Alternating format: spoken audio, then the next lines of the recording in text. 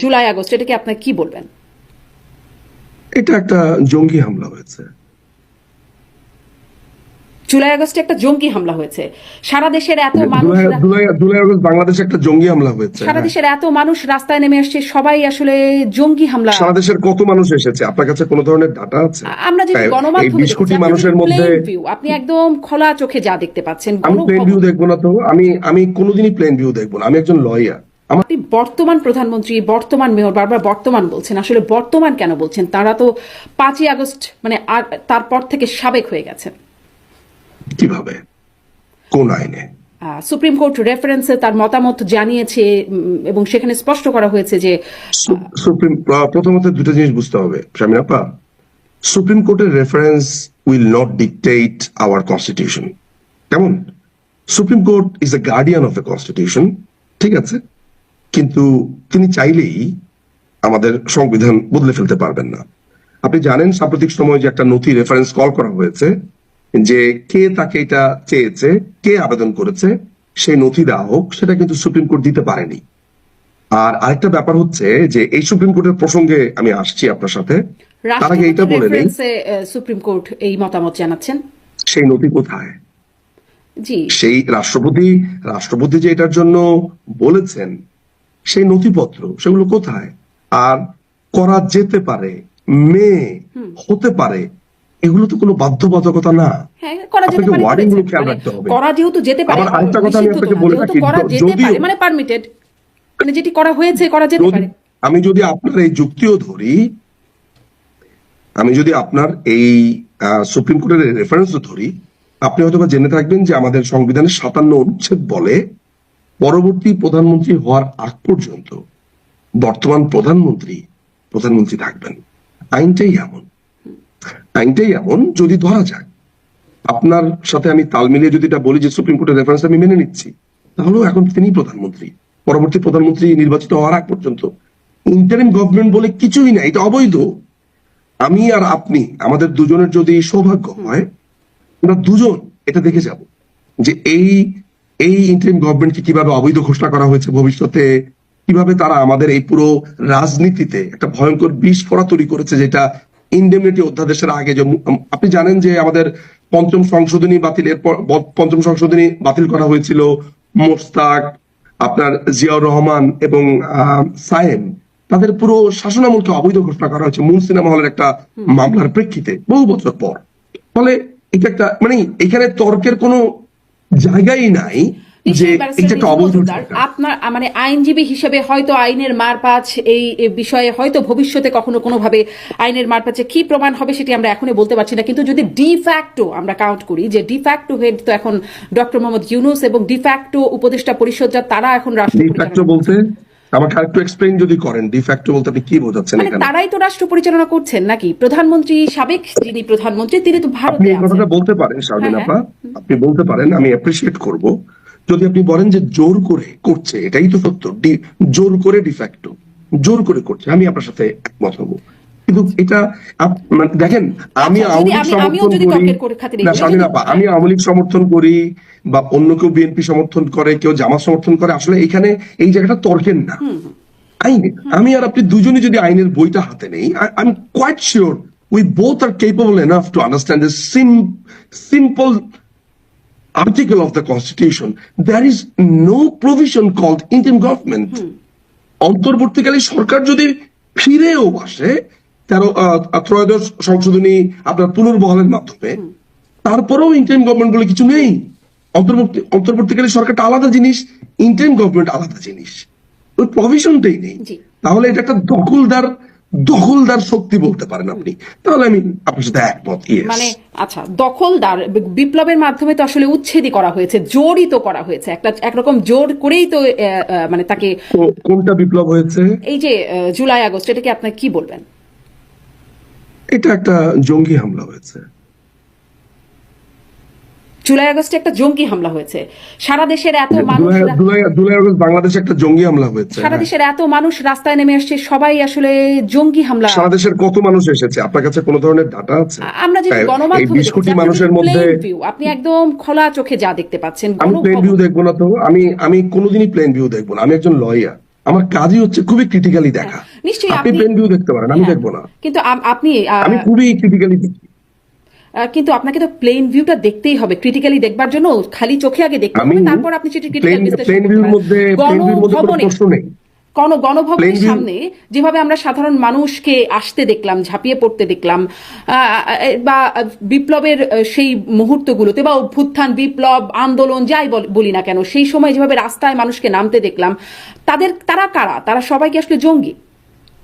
আমি তো অনেক চোরকে দেখলাম সেখানে, আমি তো কোনো বিপ্লবীকে দেখলাম না। গণভবনের কথাতে গণভবনে আমি ডাকাত এবং চোরকে দেখলাম, আমি তো কোনো বিপ্লবীকে দেখলাম না। কোনো বিপ্লবী কি মুরগি চুরি করে? কোনো বিপ্লবী কি ছাগল চুরি করে? কোনো বিপ্লবী কি জায়নামাজ ঘড়ি চুরি করে? আপনি যদি বলেন যে হ্যাঁ বিপ্লবীরা চোর, আমি আপনার সাথে একমত হব, বলবো যে ঠিক আছে বিপ্লব হয়েছে। বিপ্লবীরা তো চুরি করে না, বিপ্লবীরা বিপ্লব করে, বিপ্লবীরা সমাজ বদলায়, বিপ্লবীরা সমস্যার সমাধান করে, মানুষকে আশ্বস্ত করে। কিন্তু বিপ্লবীরা তো মুরগি চোর না, বিপ্লবীরা তো হাঁস চোর না, মাছ চোর না, বিপ্লবীরা তো ধ্বংস করে না। গণভবন তো সরকারি সম্পত্তি, গণভবনের ব্যক্তিগত স্টাফ বাদে বাকি সবকিছু তো সরকারি সম্পত্তি। বিপ্লবীরা তো চোর না। তাহলে আপনাদের কিছু চোরের কথা, চোরকে আপনি বিপ্লবী মানে বলছেন? কিছু চোর, হ্যাঁ নিশ্চয়ই নিন্দনীয়, হাঁস, মুরগি, ছাগল এগুলো চুরি করে নিয়ে কিছু যাচ্ছে। আপনার যে পালং শাক হ্যাঁ, চুরি করেছে, যে সরিষা ক্ষেত থেকে সরিষা চুরি করেছে, যে তেলের বোতল চুরি করেছে, যে একটা স্পন্সর বাথরুমের স্যান্ডেল চুরি করেছে, যে বদনা চুরি করেছে, বদনা তোর বিপ্লবী। শ্রীলঙ্কায় কি ও হয়েছে? শ্রীলঙ্কায় আসলে সেটাকে আপনি কি বলবেন? আমি আমি আমি শ্রীলঙ্কা নিয়ে কথা বলতে গেলে নিকারাগুয়া নিয়ে কথা বলবো, আপনি বলবেন আমার সাথে? আপনার সাথে আমি কথা বলবো আয়াতুল্লাহ খোমেনিকে নিয়ে। চলেন, let's talk about Peru, let's talk about Nicaragua, Argentina. আপনি বিপ্লব যদি মেলাতে চান, আজকে আমি বাংলাদেশের সমস্ত বিপ্লব নিয়ে কথা বলবো। আপনার শ্রীলঙ্কাতে আচ্ছা, পদ্মা তাহলে চুরি করেছে, হ্যাঁ, বদনা চুরি করেছে। না বদনা চুরি করেনি, কিন্তু আমরা তো তাহলে দেখেছি যে সেখানে কিভাবে মানে তাহলে বিছানায় শুয়ে কিভাবে দখলদারিত্ব তাহলে হচ্ছে, আমরা খাওয়া নিশ্চয়ই দাওয়া হচ্ছে। শ্রীলঙ্কার তাহলে তো নিশ্চয়ই আমরা শ্রীলঙ্কার এই আন্দোলনটাকে বদনা চোরদের আন্দোলন বলতে পারি না। সেটা আলাদা জিনিস, প্রেক্ষাপট আলাদা। এটা তো চোর, বদনা চোরদের আন্দোলনটা তো আর হতে পারে না। নিশ্চয়ই হ্যাঁ, এটা একটা দৃষ্টিকটু এবং খুবই নিন্দনীয় একটা বিষয় যে এই জিনিসগুলো কয়েকটি বিষয় ঘটেছে, কিন্তু এইটা তো গুটি কয়েক মানুষ, কিন্তু গণভবনের সামনে যে বিশাল ঢল দেখা যাচ্ছে, মানে নিশ্চয়ই কয়েকজন বদনাচোর আর মুরগি চোরের গণভবনে হামলা করলো আর এই কারণে প্রধানমন্ত্রী পালিয়ে গেলেন এমনটি না।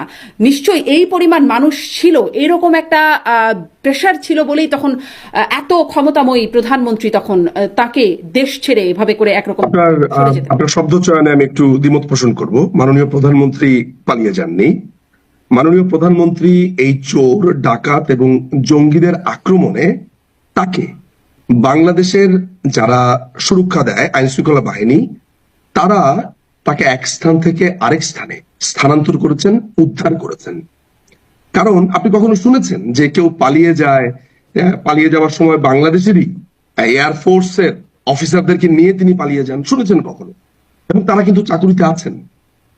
আপনার ব্রিগেডিয়ার জেনারেল খালেদ কামাল, তারপর আরো যারা আছেন, পিজিআর এর কমান্ডার, তারপরে আরো যারা যারা আপনার বিমান বাহিনীর চিফ যিনি আছেন, তারপর সেনাবাহিনীর চিফ যিনি আছেন, তারা তো সবাই অকিবহাল।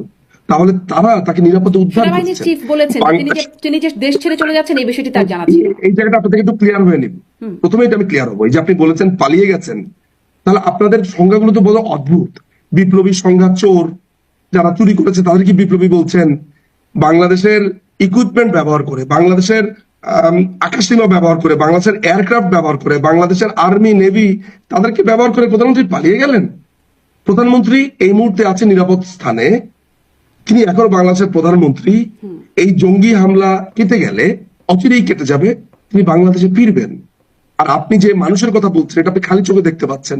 আমি তো দেখতে পাই যে বাংলাদেশের উত্তরাঞ্চলে, দক্ষিণাঞ্চলে লক্ষ লক্ষ লোক সেদিন রেডি ছিল। কেন আপনি গোপালগঞ্জে লক্ষ লক্ষ লোককে দেখেন নাই? ফরিদপুর, শরীয়তপুর, মাদারীপুর।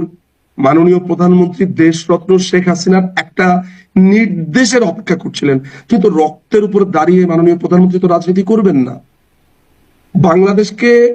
বাংলাদেশে যদি প্রধানমন্ত্রী চাইতেন, যদি চাইতেন, আপনার কি মনে হয় উনি যদি একটা ডাক শুধু দিতেন, যার যা কিছু আছে ঝাঁপিয়ে পড়ো, আপনার কি মনে হয় 10, 15, 20, 30, 40, 1 লক্ষ লোক নিহত হতো না? মাননীয় প্রধানমন্ত্রী তো সেই রক্তের উপর দাঁড়িয়ে ওই মুহূর্তে দেশ শাসন করবেন না, প্রধানমন্ত্রী তিনি অপেক্ষা করবেন, সমাধানের চেষ্টা করা হচ্ছে, দেখা যাক কি হয়। জি, কিন্তু আমরা যেটি তখন প্রধানমন্ত্রীর যেই বক্তব্যগুলো আমরা দেখতে পাই এবং তার আগে মন্ত্রীদের যেই অবস্থান দেখতে পাই, বল প্রয়োগের নীতিতে তো ছিলেন সাবেক প্রধানমন্ত্রী। তখন শেষ মুহূর্ত পর্যন্ত তার যে ট্রান্সক্রিপ্ট পাওয়া যায় কথোপকথনের, সেখানে দেখা যাচ্ছে যে তিনি বলছেন পুলিশ পারছে, অন্যান্য বাহিনীগুলো পারছে না কেন, আরো শক্ত হবার জন্য, আরো বল প্রয়োগ করবার জন্য, এমন বক্তব্য তো আসছে, সেগুলোকে অস্বীকার। মাননীয় প্রধানমন্ত্রীর যেই টেলিফোন কনভারসেশনটিকে আপনি বলছেন তার কনভারসেশন, এটা কি আপনি কোনো ল্যাবে টেস্ট করেছেন? আপনি অস্বীকার করছেন এটা? আমি অস্বীকার, আপনি স্বীকার করছেন? আমি আপনি জানি না, নিশ্চিত? মানে টেলিফোন কনভারসেশন অনেক আপনি কিছু। জানেন না, তাহলে আপনি আমাকে কেন বলছেন আমি অস্বীকার করছেন? আপনি বলেন যে হ্যাঁ আমি নিশ্চিত। আমি নিশ্চিত না, আপনি স্বীকার করবেন বা অস্বীকার করবেন, আমি আপনাকে জিজ্ঞাসা করছি। আপনি নিশ্চিত না, আপনি নিজে আপনি অস্বীকার করছেন, তা আমাকে কেন? তার মানে আপনার মতো আমার অবস্থান, ও আচ্ছা, কারণ আমরা জানি না। আপনিও নিশ্চিত না? আমরা দুজনের কেউই জানি না, বিকজ এটা কোনো ল্যাবে প্রমাণিত না, উনার কন্টেন্ট টেস্ট হয়নি, এটা উনার কণ্ঠ কিনা তাও আমরা জানি না। এটার কোনো ধরনের, আমি তো একজন আইনজীবী, আমি তো সাধারণের মতো কথা বলতে পারি না, তাই না? আচ্ছা, কিন্তু আমরা সেই সময় মানে তখন তৎকালীন যে স্বরাষ্ট্রমন্ত্রী তার অবস্থানটি তো আমরা অন্ততপক্ষে দেখেছি, সেখানে ল্যাবে টেস্ট, কোনটা? মানে আমরা দেখেছি যে পুলিশের একজন কর্মকর্তা ইকবাল, সম্ভবত তার নেম প্লেট থেকে দেখা যাচ্ছে যে তার নাম ইকবাল, তিনি স্বরাষ্ট্রমন্ত্রীকে রিপোর্ট করছেন, ব্রিফ করছেন স্বরাষ্ট্রমন্ত্রীকে। তখন পাশে দাঁড়িয়েছিলেন পুলিশের আইজি চৌধুরী আব্দুল্লাল মামুন সহ আরো পুলিশ সদস্যরা ছিলেন তাকে পরিবেষ্টন করে, এবং সেই পুলিশ সদস্য রিপোর্ট করছেন যে গুলি করে করে লাশ ফেলতে হচ্ছে। সমস্যা হচ্ছে একটাকে মারলে একটাই মরে, একটাই যায়, বাকিটি থাকে, এটা হচ্ছে সমস্যা এবং এটা হচ্ছে আতঙ্কের বিষয়। এই বিষয়টা রিপোর্ট করছেন এবং স্বরাষ্ট্রমন্ত্রী তখন এভাবে মোবাইলটা দেখছেন এবং ভিডিওগুলো দেখছেন। মানে এখান থেকে আসলে এটা তো প্রমাণিত। আমি এই ব্যাপারটা সম্পর্কে সম্যক অবগত আছি। আপনি সম্ভবত এই ব্যাপারটাতে আমি এখন বুঝতে পারছি আপনি আপডেটেড না, হয়তো এটার ব্যাপারে আমি বলছি। যাত্রাবাড়িতে দুজন পুলিশ অফিসারকে আপনার মেরে ঝুলিয়ে দেওয়া হয়েছে। ওই লাশের সামনে কাউকে আসতে দেওয়া হচ্ছিল না, যেই চোর ডাকাত যারা আছে, জঙ্গি যারা আছে তাদের, এবং যে 700-800 জঙ্গিকে ছেড়ে দেওয়া হয়েছে, মানে এরকম অনেকেই আমরা ধারণা করি আসতে দিচ্ছিল না। তখন পুলিশের তো একটা সময় বল প্রয়োগ করতে হবে, বল প্রয়োগ করবার ট্রাই করছে, কিন্তু তারা সরে যাচ্ছে না।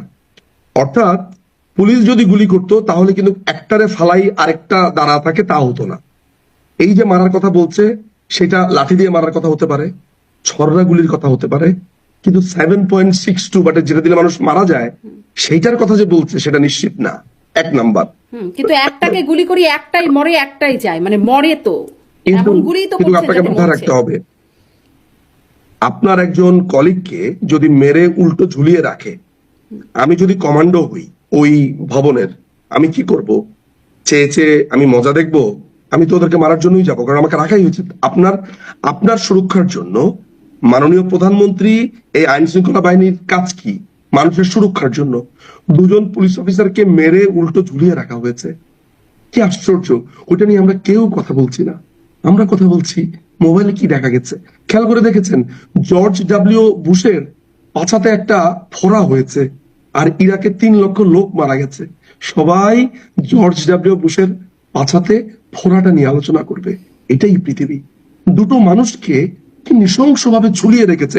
শারমিন আপা, আমি আর আপনার এই দুজনের জীবদ্দশাতে এই দৃশ্য বাংলাদেশে দেখেছি। খুবই জঘন্য ঘটনা, মানে এটি চিন্তা করলেও মানে গা শিউরে ওঠে। দুজন পুলিশ, আমার ধারণা আপনিও যেমন ট্রমাটাইজ, আমিও ট্রমাটাইজ। দুজন পুলিশকে মেরে ঝুলিয়ে রাখা খুবই একটা। পুলিশ এই সময় কি করবে আপা? কিন্তু পুলিশকে এই অবস্থার মধ্যে পড়তে হলো কোন প্রেক্ষাপটে? মানে কখন থেকে আসলে এই অবস্থা শুরু হলো? কেন মানুষ এভাবে রাস্তায় নেমে আসলো? এত মানুষ রাস্তায় নেমে আসলো যে নিয়ন্ত্রণের বাইরে চলে গেল। মানে সেই প্রশ্নগুলো যদি একের পর এক জিজ্ঞাসা করতে থাকি, তাহলে এটা শুরুটা কোথায়? কেন এরকম অবস্থা শুরু হলো? এটার শুরুটা তো অনেক গভীরে। আপনি নিশ্চয়ই, এখন আমি আসলে আলোচনার মধ্যে শুরুতেই বলার কথা ছিল, আপনি নিশ্চয়ই জানেন যে দুটো ইন্টারভিউতে তো আমরা, আমি ক্ষমা চেয়ে নিচ্ছি আমার এই কাশির জন্য, দর্শকদের কাছে, আপনার কাছেও। আমার শরীরটা একটু খারাপ গত কয়েকদিন ধরে। আচ্ছা, হাসিবুল ইসলাম নামে একটা ছেলে সমন্বয়কদের পরিষ্কারভাবে বলেছে, আমরা যদি মেট্রো রেল না পুড়িয়ে দিতাম, পুলিশদেরকে হত্যা না করতাম, তাহলে এটা সফল হতো না। আপনার মাসুদ নামে, আব্দুল্লাল মাসুদ কি ছেলেটার নাম, বা যাই হোক মাসুদ, এই মাসুদ আপনার নাগরিক টিভিতে আমরা দেখতে পেয়েছি, সে বলেছে যে আমাদের এই পরিকল্পনা বহুদিন ধরে, আমরা এই ধরনের একটা ঘটনা ঘটাবো। তারপরে জঙ্গিদেরকে ছেড়ে দেওয়া হয়েছে 700-800 ভেঙে, তালা ভেঙে, শীর্ষ সন্ত্রাসীরা বের হয়ে গেছে। এরকম একটা ভয়ঙ্কর অবস্থা তৈরি করা হয়েছে খুনের জন্য, এবং তারা সশস্ত্র সংগ্রামের জন্য প্রস্তুতি নিয়েছে। তার মানে প্রস্তুতিটা অনেক লম্বা সময়ের। হ্যাঁ, আপনি যদি বলতে পারেন যে এই যে পুরো পরিকল্পনা এইটা ঠেকাতে সরকার কি কিছুটা ব্যর্থ, আমি এই জায়গাতে একটা কথা বলবো যে হ্যাঁ, অনেকাংশে আমরা ফেল করেছি, জি, অনেকাংশে করেছি। কিন্তু এই ধরনের আক্রমণ যে করা হবে, অর্থাৎ আপনার সাথে যেমন পাকিস্তানি আর্মি আমাদের সাথে আলোচনা করবে এই ধরনের একটা কথা